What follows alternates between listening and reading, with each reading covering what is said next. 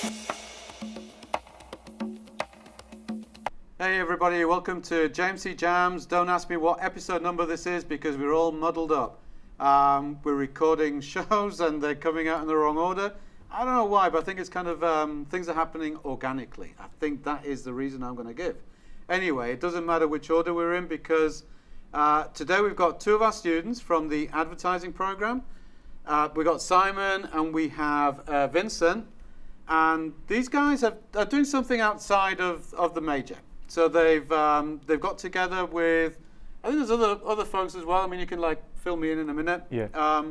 They've created this thing called Tower Tunes, and Tower Tunes it's a social media experiment. No, we can call it an experiment. Yeah, I'd say so. Mainly lots of over Instagram, where these guys are getting together and they're reviewing records and artists and things, which is. It's really cool. It's actually really cool to be able to say that they're reviewing records, right, as well, because there is a kind of amongst music folks this return to vinyl, which is awesome. And what has really impressed me actually is, I mean, I've been looking at some of these reviews, and they're picking up on some pretty good bands, and these guys know their music history as well. I've got to say that. Kudos to you both, absolutely. And also when I've asked them to bring some of their favorite records in, one of my favorites is here as well. That's kind of a coincidence. Nobody would have known that. So awesome work, you guys. So first of all, let's go over to you, Simon and Vincent, and introduce yourselves. Who are you? What do you do? And why are you doing this? Yeah, so I'm Simon. I'm the creative director of Tower Tunes. We've got a 4-person team. It's us plus Lucas and Charles. And basically, I do most of the visual creative work. And Vincent? Yeah, so I'm the copywriter of the team. I'm pretty much just doing like the captions and, also more of the reviews and stuff. I think I would be like proofreading those. But yeah, that's pretty much it. Okay, Yeah. and you're both advertising majors? Yes. Yes, we're both on the creative track as well. Okay, and both in agency as well. I mean, that's a whole other episode that we talked about before and we're going to be talking about again. Yeah. So it's really good to see you guys actually being involved in stuff that's social as well, actually. I mean, getting together and listening and talking about music is pretty cool. What made you start this endeavor? So basically, Tower Tunes was originally my project. I was working on it for it was a portfolio class project. I was working on it for the benefit of local record stores, trying to kind of, as you said, capitalize on that return to vinyl that this generation is, I don't know, spearheading. And I stopped it because it was a lot of work. And then my roommate, Lucas, was like, hey, you need to start that again. He was like, I'll help you start it up. And I'm like, no, it's too much work. But we got a team of 4, and we've been doing 3 to 4 posts a week. So it's been a wild ride, and we're going to keep going. Awesome. And so, Vincent, what's the aim behind it? Why are you doing this? Is it just for your own personal benefit, or do you think there's a bigger mission involved? Yeah, I think most of it is just personal benefit. Because this isn't like really linked to any class specifically right now, which does make it hard sometimes to have like the drive to keep pushing out content. But I think it's more so just because we have like this thing. I wouldn't say it's like pretentious, but we do like we have some pride in our music taste, and we feel like a lot of the stuff that we review is more like not so well known. So we just kind of want to spread that to the greater community. So there is a mission. Yeah. To culturally educate the masses, right? Yes. Yeah, sure. I would say absolutely. so. Yeah. And I'm totally behind that. I totally agree with what you're doing there, you guys.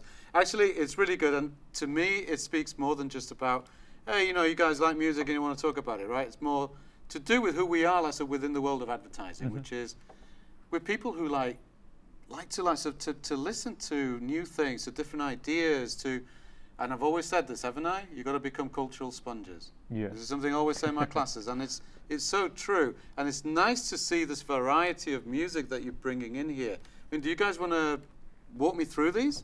Sure. I guess we can start over here. So this is an album. This is my personal favorite album.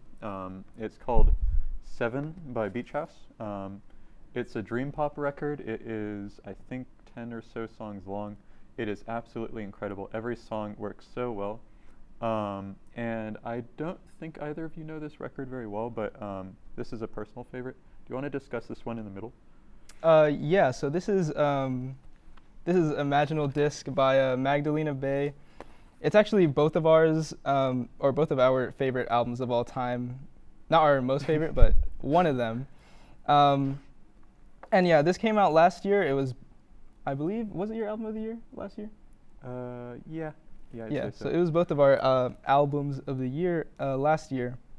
And yeah, this is really, I don't know, it's mainly synth pop, but it also has like these very like extended instrumental parts within. So it's like it has a bit of like proggy influence, and it has live drums. It's very like guitar driven. So it's like this really great mix of genres, and it's very cohesive. I mean, it's a masterpiece, I would say. Yeah? Okay. And then you've got My Bloody Valentine, which is, I was telling you guys just before we started recording how, yeah, not only is it one of my all-time favorites, actually, particularly this album, but again, having that personal relationship, you know, with the bands is kind of interesting, you know? Yeah. I was a bit like you guys, actually, so, you know, during my student days as well, and still now. I'm a music geek, you know, I'll admit to that. My taste is eclectic, but it's very much rooted within the purity of, I guess, the purity of punk. You know, it's like, so what comes out of that, and really? protest, and you know, get me going with it, and we could be here all day. But My Bloody Valentine, of course, takes me back to, back to art school and to the things we listened to, the interactions we had and everything. And it's a very particular kind of post-punk feeling that you get, like, you know, when you listen to this. Yeah. Is this kind of the theme that you guys have? Are you picking up on this style of music and seeing where it fits in the present day, or are you just kind of open to all of the kinds of sounds? Well, I'd say for me, so both of these, the MBV record and the Beach House, are kind of within the dream pop and shoegaze like universe, and that's a lot of what I was listening to last year, at least. I listened to a lot of similar stuff along those lines, but we're constantly evolving in terms of our music taste. I've been listening to more like folk stuff recently. Very different, but got some parallels as well. Yeah, and just speaking on this record, because this is the only one that I'm like very well versed on in terms of these three, even though I have listened to all of them.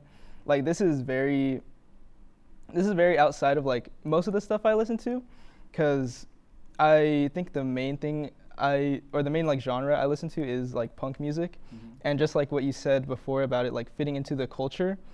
Yeah, it's really just like, wait, am I allowed to get like political on here? Of course, absolutely.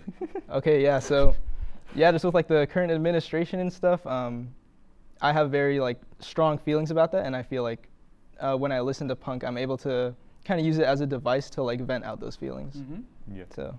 Okay, and yeah, of course, you know, punk is the voice of uprising and protest, and that's where we were back in the 70s and 80s, and well, here we are today, right?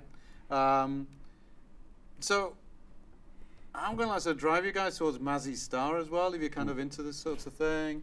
I like Mazzy Star. You like Mazzy Star, yeah?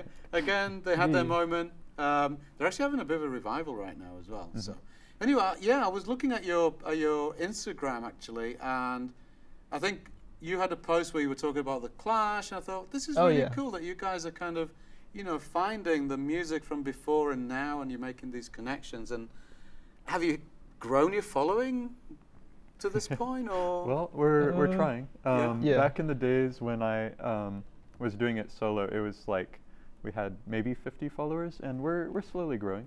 We're just going to keep doing our thing. I mean, we're not really doing it for the following, but obviously it would be amazing if we did get a bigger following. But yeah. Okay, and where do you see this leading to? You know, in terms of, can you see like, I don't know, a big repository of the history of music, or? Well, we want to work with the larger community, because we don't want to just be sharing our own music taste. We want it to be like a two-sided thing, you know, hearing from the community. What are people actually listening to? Yeah. And yeah. Any kind of radio station in the offing? I guess. Well, we were thinking of, I think we were thinking of more getting involved in like the SJSU community in particular. There are a couple DJs that we're thinking of like interviewing, but you know, even outside, like we've just been looking at stuff, but it's all just conceptual right now.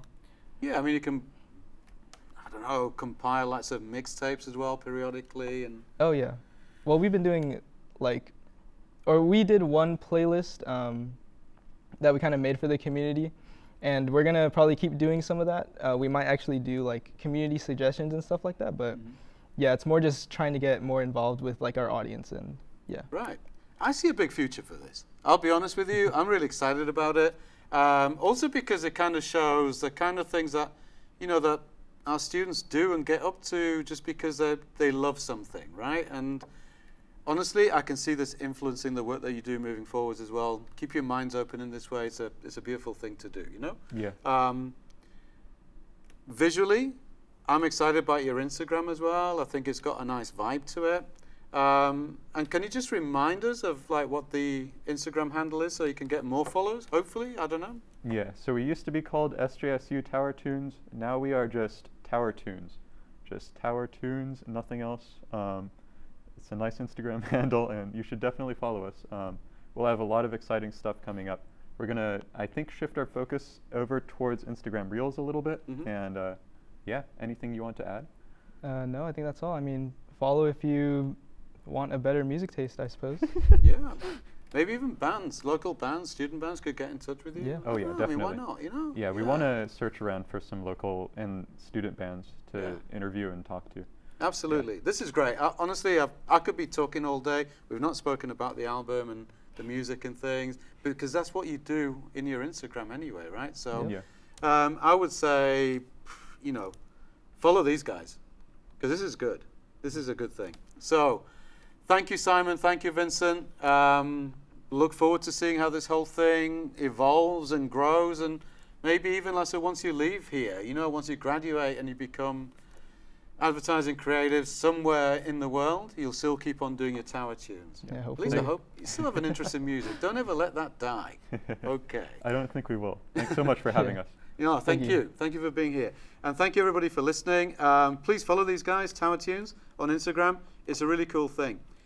Next time round, we're going to have another guest. I think probably Velen from advertising is going to be talking about the New York trip that literally just happened. So I maybe promised that in the previous episode, but it's going to be happening next anyway. So, okay, until next time, this is JMC Jams. Thank you so much.